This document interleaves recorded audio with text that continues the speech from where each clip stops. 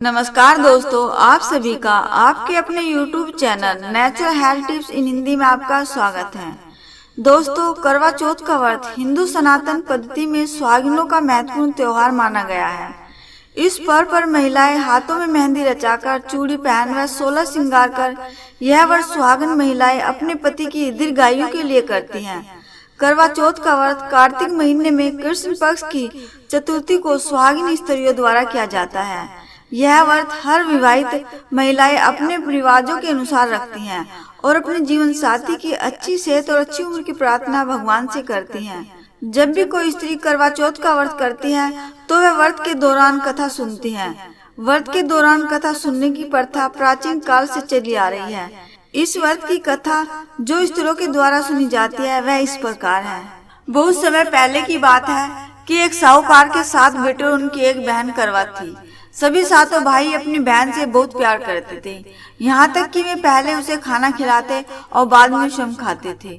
एक बार उनकी बहन ससुराल से मायके आई हुई थी। शाम को भाई जब अपना व्यापार व्यवसाय बंद कर घर आए तो देखा उनकी बहन बहुत व्याकुल थी। सभी भाई खाना खाने बैठे और अपनी बहन से भी खाने का आग्रह करने लगे, लेकिन बहन ने बताया कि उसका आज करवा चौथ का निर्जल व्रत है और वह खाना सिर्फ चंद्रमा को देखकर उसे रख देकर ही खा सकती है, क्योंकि चंद्रमा अभी तक नहीं निकला है, इसलिए वह भूख प्यास से व्याकुल हो उठी है।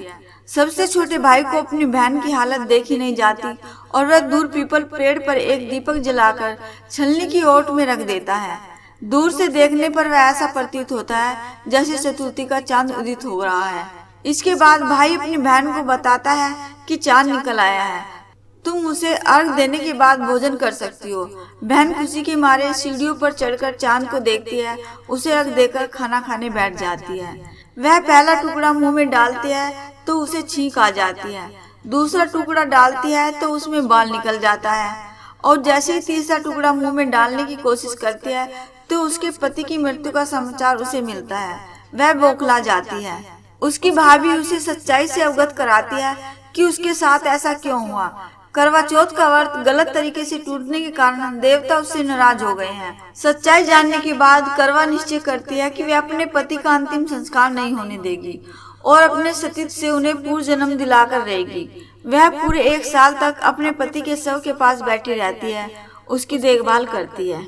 उसकी सास बांदी के हाथ बची कुची रोटी भेज देती है।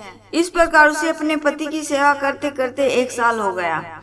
करवा चौथ का व्रत आया। सारी पड़ोसनों ने नहा धोकर करवा चौथ का व्रत रखा। सबने सिर धोकर हाथों में मेहंदी लगाई, चूड़ियां पहनी। वह सब देखती रही। एक पड़ोसन बोली, तू भी करवा चौथ का व्रत कर ले। तब वह बोली, मैं कैसे करूं? तो वह बोली, चौथ माता की कृपा से सब ठीक हो जाएगा। उसके कहने से उसने भी व्रत रखा। थोड़ी देर के बाद करवे बेचने वाली आई। करवे ले लो भाइयों की प्यारी, करवे ले लो। एक करवे वाली, मेरे को भी करवा दे जा। वह कहने लगी, मेरी दूसरी बहन आएगी, वो तेरे को करवे देगी। दूसरी आई, करवे ले लो भाइयों की प्यारी, करवे ले लो। एक करवे वाली, मेरे को भी करवे दे जा। तो वह बोली, मेरी तीसरी बहन आएगी, वो तेरे को करवे देगी। इस तरह 5 बहन आकर चली गई, पर किसी ने भी करवे नहीं दिए। फिर छठी बहन आई और बोली, मेरी 7वीं बहन आएगी, वह तुझे करवे देगी। बस तू सारे रास्ते में कांटे बिखेर देना। जब वह खूब चिल्लाती हुई आएगी तो उसके पैर में कांटा चुभ जाएगा। तब तू सुई लेकर बैठ जाना और उसका पैर पकड़कर छोड़ना मत और उसके पैर का कांटा निकाल देना, तो वह तेरे को आशीर्वाद देगी, भाई जियो साईं जियो। तब वह तुझे आशीर्वाद देगी तो तुम उससे करवे मांग लेना, तब वह तुझे करवे देकर जाएगी। फिर तू उजमन करना, जिससे तेरा पति अच्छा हो जाएगा। अब उसने वैसा ही किया। सारे रास्ते में कांटे बिछा दिए। जब वो करवे लेकर खूब चिल्लाती हुई आई तो उसके पैर में कांटा चुभ गया, तो उसने उसका पैर पकड़कर छोड़ा नहीं और उसको कांटा निकाल दिया। तो उसने आशीर्वाद दिया।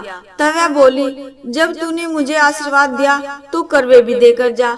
तो वह बोली, तूने तो मुझे ठग लिया।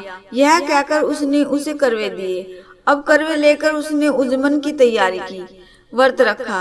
राजा का लड़का ठीक हो गया और बोला, मैं बहुत सोया। वह बोली, सोए नहीं, 12 महीने हो गए तेरी सेवा करते करते।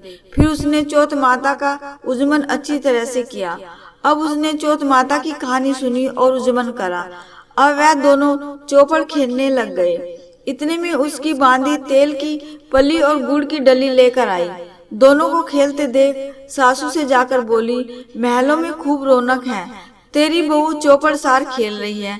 इतनी सुनकर सासू देखने को आई। दोनों को देखकर बहुत खुश हो गई। बहू ने सासू के पैर दबाए और सासू बोली, बहू सच सच बता, तूने क्या किया। उसने सारा हाल अपनी सासू को बताया तो राजा ने सारे शहर में ढिंडोरा पिटवाया कि अपने पति की जीवन सुरक्षा के लिए सब बहनें करवा चौथ का व्रत रखें। पहले करवे को अपने पियर में जाकर उजमन करे। हे चौथ माता, जैसा राजा के लड़के को जीवन दान दिया वैसा सब किसी को देना। कहानी सुनते समय कटोरी में चावल ले। चांद को अर्घ देते समय ऐसा 7 बार बोले, चंदा ए चंद्रावलिए, चंदा आए बार में, उठ सुहागन अर्घ दे, मैं बैठी थी बाट में। काहे का तेरा कड़ला, काहे का तेरा हार, सोने का मेरा कड़ला, जगमोतियन का हार। कहाँ बसे तेरा पेवड़ा, कहाँ बसे ससुराल, आम तले मेरा पेवड़ा, नीम तले ससुराल। हे श्री गणेश माँ गौरी, जिस प्रकार करवा को चीर सुहागन का वरदान आपसे मिला है वैसा ही सब सुहागिनों को मिले। दोस्तों, सभी त्योहार से संबंधित वीडियो पाने के लिए आप इस चैनल को सब्सक्राइब और बेल आइकन पर क्लिक करना ना भूलें, जिससे कि आपको हर वीडियो का नोटिफिकेशन मिलता रहे। धन्यवाद।